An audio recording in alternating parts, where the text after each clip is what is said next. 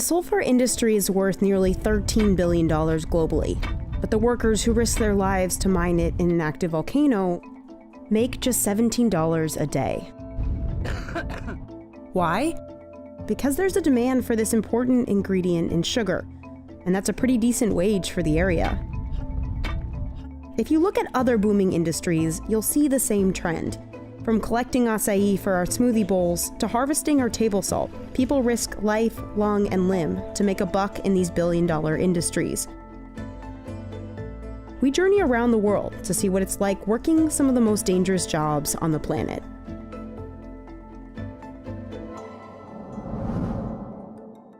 In East Java, Indonesia, hundreds of miners face deadly smoke to extract sulfur, or devil's gold. Sulfur is used in everything from matches, fireworks, and gunpowder to detergent, paper, and batteries. It's what makes our sugar white. Working conditions inside Ijen volcano are so dangerous, many miners don't live past 50 years old. Nama saya Mister, saya sebagai penambang belirang di Kawah Ijen. Miners like Mistar carry up to 200 pounds of sulfur on their backs, up and down these steep cliffs. And Mistar's been doing it for 30 years. Kalau saya bangun Mas itu antara jam 1 atau jam 2.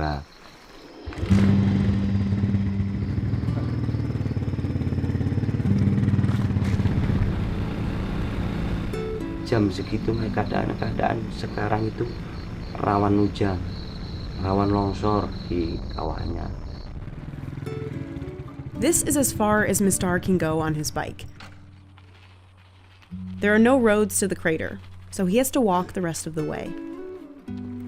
It's a 2-mile hike, up to the ridge of Ijen volcano.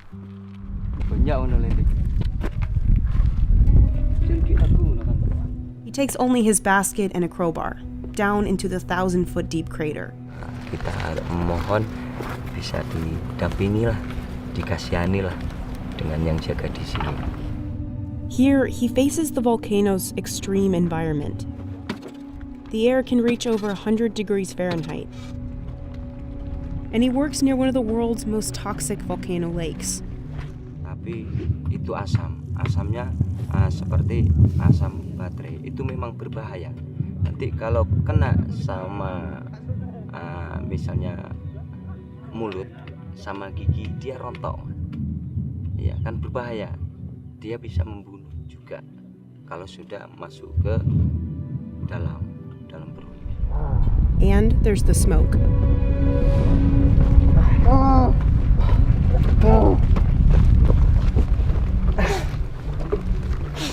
Kalau asap masuk dalam tubuh, itu merasakan sesak, nyeri di hulu hati, sesak, nyeri. The miners are freelance contractors, so they have to pay for their own gear, and many can't afford gas masks. Instead, they use handkerchiefs or towels dipped in water to keep the sulfur powder from sticking. Bau asap belerang itu sangat menyengat.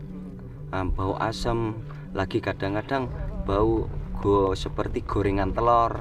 Tapi kalau masuk dalam hidung atau mulut itu sesak. Ini Mas, batuk ini Mas. But the smoke from inside the volcano is crucial for sulfur production. This is how it works. When the super hot smoke hits the cooler air outside, it condenses liquid and drips off the pipe. As it solidifies and cools, the sulfur will turn yellow, and miners can begin chipping off blocks. It's the sulfur's 2 colors that give it the name Devil's Gold. Once he fills his baskets, Mistar hoists them up on his shoulder to hike back. But that sulfur is not a light load. Kalau saya maksimalnya mikul, itu satu pikulan 70 kilo. That's about 154 pounds. Mistar himself weighs just 132. Nama punggung ya pasti sakit Mas di sini kalau berat. Kan kadang-kadang di pundaknya itu kan sampai rusak. Ngapal itu rusak. Itu kadang ada tumbuh-tumbuhan yang seperti jerawat itu.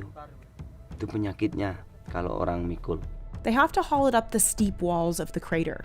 Langsung naik pelan-pelan Soalnya kalau nanti kerasa kerusuh malah bahaya ke diri sendiri, jatuh, peleset jatuh.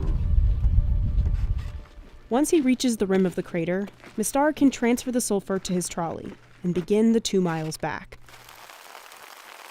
Menimbangan langsung timbang. Nanti berapa dapat per kilonya, selesai itu diturunkan langsung dinaikkan mobil. The mining company pays on the weight of their loads. They get about 9 cents per kilo. With 2 loads, Mistar can make $17 a day.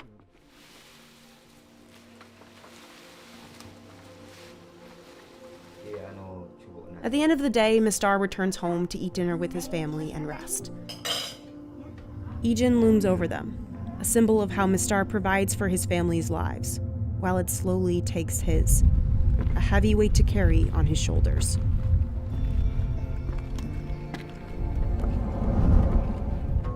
India is one of the world's largest salt producers, and roughly a third of it comes from deep in this desert. Today, thousands of families live here, farming salt by hand. They're known as the agariyas, and they've been salt producers in this harsh environment for generations.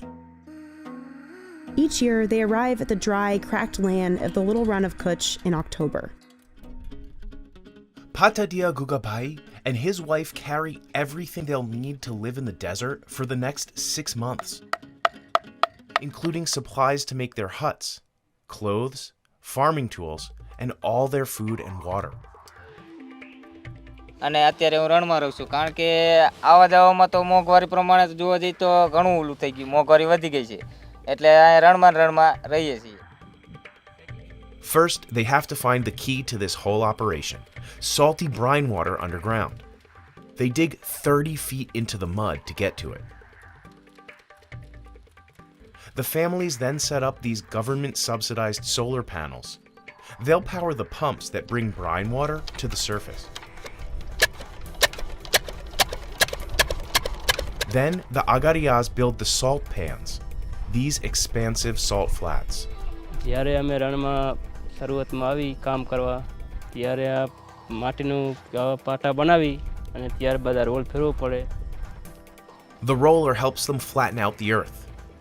અંદર કરી જાય, role ફેરવી એટલે જમીન મજબૂત બની જાય એટલે મીઠું સારું બને. They'll make 10 to 20 pans, all by hand. It's back-breaking work. Then the farmers will release the salty brine water from the wells. It flows between the pans. By the last pan, the water reaches the 24% salinity needed to form big salt crystals. Over the next few months, as the water evaporates, salt crystals form. દંતારા ખેંચવાના, લોખંડના આવે દંતારા હોય એ ફેરવવાના. They start raking early each morning to avoid the hottest part of the day. કે જો પહેલા તો મીઠું ઓછું હોય એટલે તો એક જણો ખેંચે એટલે હાલે એટલે અને બીજા પછી વધી જાય ને મીઠું પછી એકથી દંતારો હાલે નહીં પછી 2 જણાને જ ખેંચવો પડે. But working here can be really dangerous.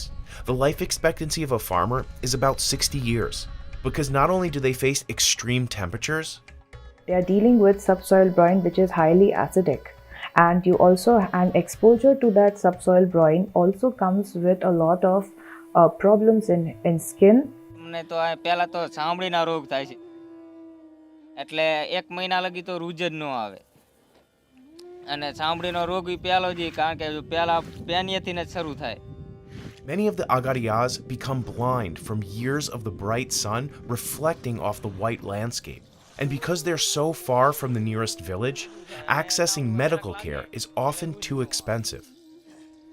અમારા નાના જો આવડી તો મીઠું સોટી ગયું ને તે ભાંગતા હતા અને એમને પગે જાણકી ફોડકી દઈ ને પછી મીઠામાં તો રૂજ આવે જ નહીં રણમાં પગ પછી કાપ્યો પછી 3 દિવસ જીવા 3 દિવસ પછી ડેથ હો ગયું. Despite these conditions, the agariyas live and work out here until spring, when the salt is finally ready. They harvest 3 times.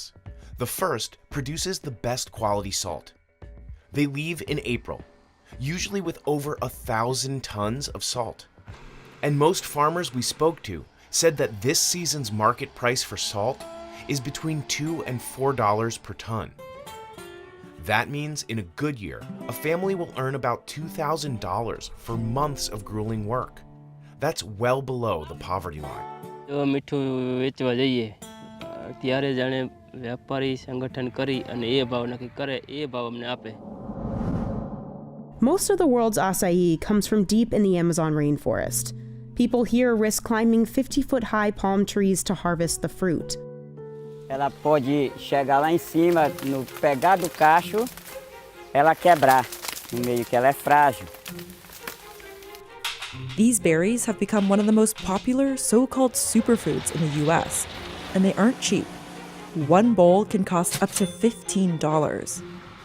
And while the berry has exploded in popularity in recent decades, small farms like this haven't really been able to cash in. A gente fica com a menor parte do lucro aqui na comunidade, né?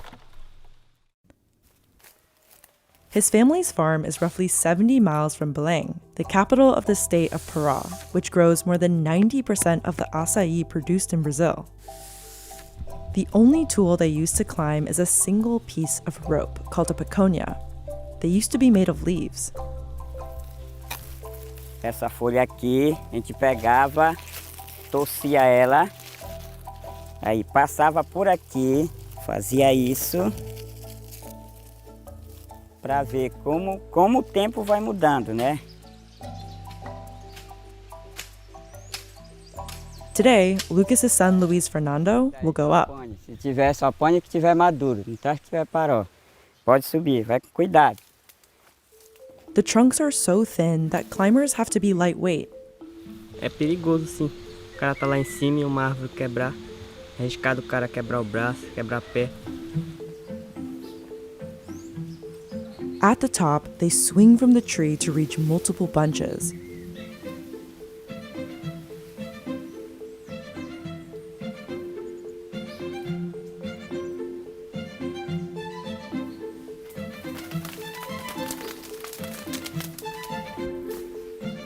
Going down can be dangerous too, especially while carrying a large knife and holding an armful of branches. Dropping them could damage the fragile fruit. Graças a Deus eu nunca caí dessa iseira. Quero que isso não aconteça comigo. Eu já caí 3 vezes dessa iseira, não me bati nenhuma vez, graças a Deus.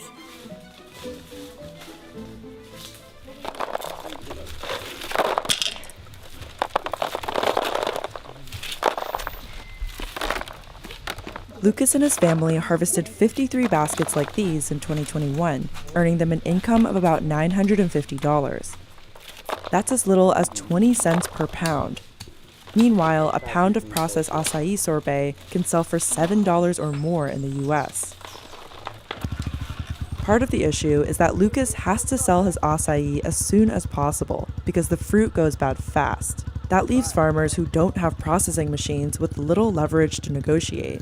Não tem empresa aqui na nossa comunidade. A gente vende para atravessador, para poder chegar na mão daquelas pessoas que vão beneficiar, que vão se dar bem.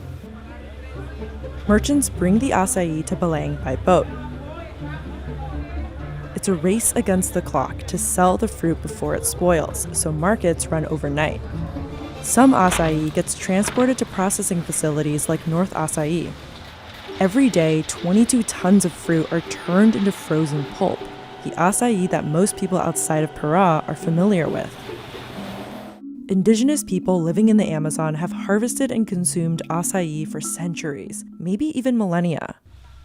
The Brazilian government estimates there are nearly 6,000 quilombola communities in the country. And a 2013 study found roughly 75% still lived in extreme poverty.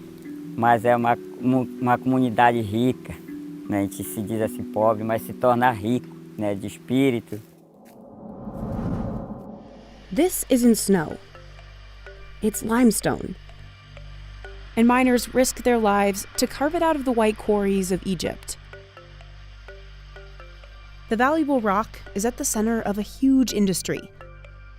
And it's used to make everything from cement and glass to plastic and tiles.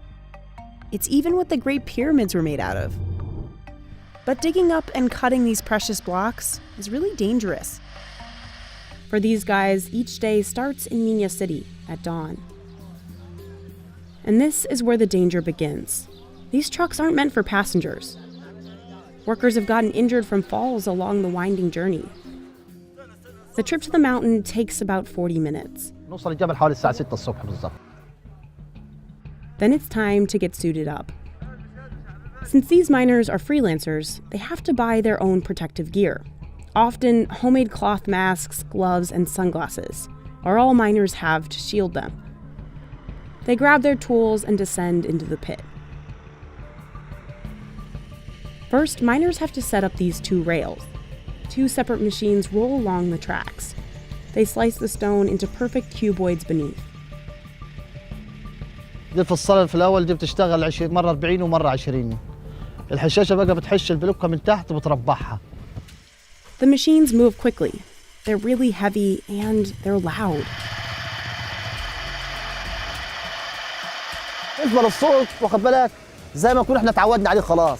يعني بقى لها 25 سنة في شغلانة، 20 سنة، 15 سنة. فأنت تأقلمت على الصوت. Workers shout at each other to warn the machines are nearby. Because the real hazard is those saws. A quick step is all that separates miners from razor-sharp blades. لازم يكون عينك تكون على الموس وهو شغال. لأن الموس وهو شغال لو خبط حد وهو بيلف هيموت على طول. Miners are responsible for fixing the machines when they break and sharpening the blades by hand. That's also risky work. The cutting machines used to have coverings, but they fell off years ago.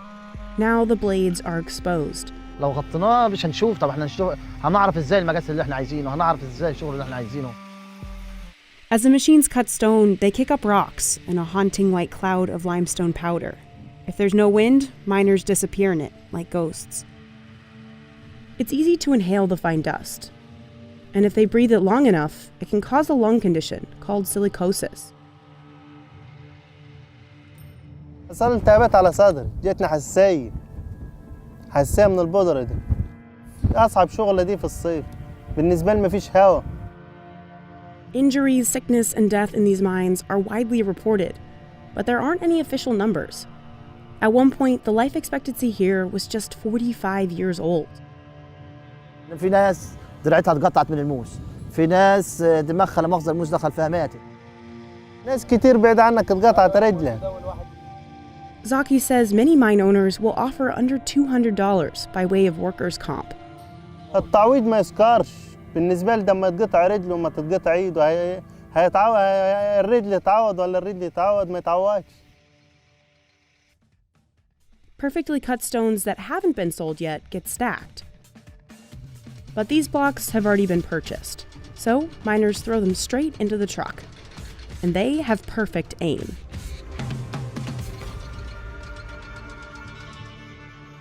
If they're lucky, they might get a $3 stipend for food and tea on top of their $6 daily wage. بعد موت اديك ناظر انت اديك معنا الصبح وتعبان اديك شوف. يا دوبك استر البيت بس مش دايما. اديك شايف الشغل. These men are climbing slippery limestone cliffs, risking falls of up to 100 feet. Wala talagang buhay na matitira sa pagbagsak puro bato. They're looking for a rare nest made of bird saliva that's found inside caves across Southeast Asia. In the Philippines, the harvesters are known as bushadors. Ako si Alvin Villarindo, isa akong busyador ng pangalan at Naboth Island. For centuries, Alvin Villarendo's family have put their lives on the line to gather swiftlet nests. Just 2 pounds is worth $2,900, and it's used to make a soup that locals believe is good for your health. Alvin and his crew gather at Pangalan Point on Mighty Gate Island. And they're heading to Naboth Island. It's one of the 7,000 islands that make up the Philippines, and it can only be reached by boat.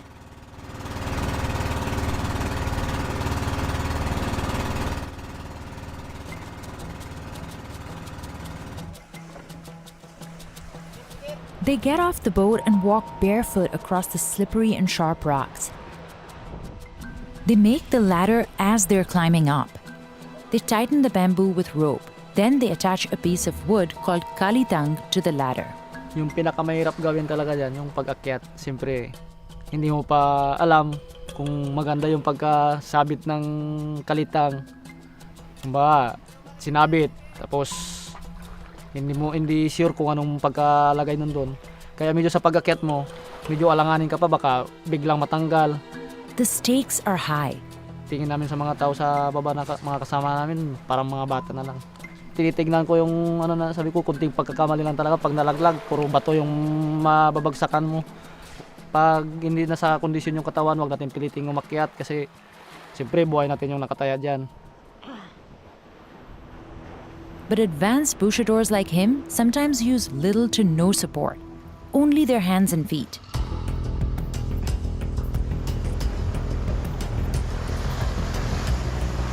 This is the most dangerous way to climb. In the regional language, it's known as kagang lang, or like a crab.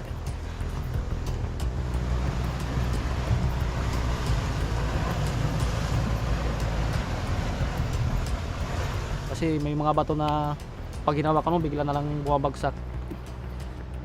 Alvin has had some close calls, and he dislocated his shoulder once. Pag-akyat ko sa butas, medyo maliit yung butas. Noon, dahan-dahan akong bumaba sa kawayan, isang kamay na lang inawak ko sa kawayan. Yun na, uminto na talaga ako sa pag-akyat sa mga matataas. Naboth Island is completely remote. If there's an emergency, there's no way to quickly get help. Dami na rin na disgrasya na sa pag-akyat. Bayaw ko na isa na nalaglag, patay din.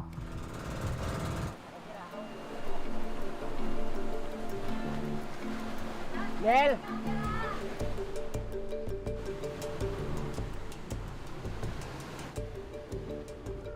After spotting the nests, Alvin uses a spray bottle filled with water to loosen them.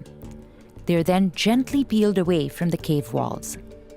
Yung ibon nun, pag 8 piraso yung pugad, ibig sabihin yung ibon niya ay 16. Kasi partner lagi yan. Isang pugad, 2 ibon kagad yan. Mag-partner kagad yan yung isang pugad. Siguro naman mayroon katulad din ng tao pag may 4 ibon. After harvesting, the bushadors clean them to remove any feathers or branches. Then they divide them by their hardness and color.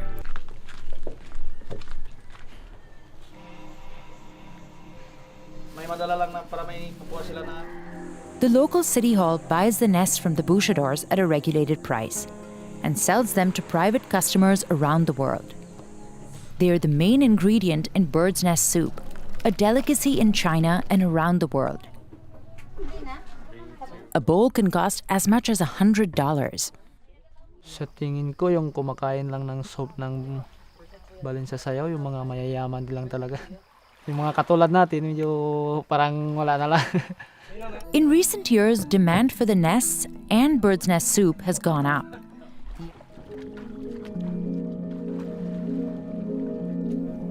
Alvin is finally home after 2 days of hunting for nests. The season is almost over. Kailangan ko ng pagiging isang busyador. Yun na lang kasi hindi ako nakapagtapos ng pag-aaral. Tapos unang-una ayaw ko rin magtrabaho ng malayo sa pamilya ko kasi mas kumikita na rin ako dito sa pagiging busyador.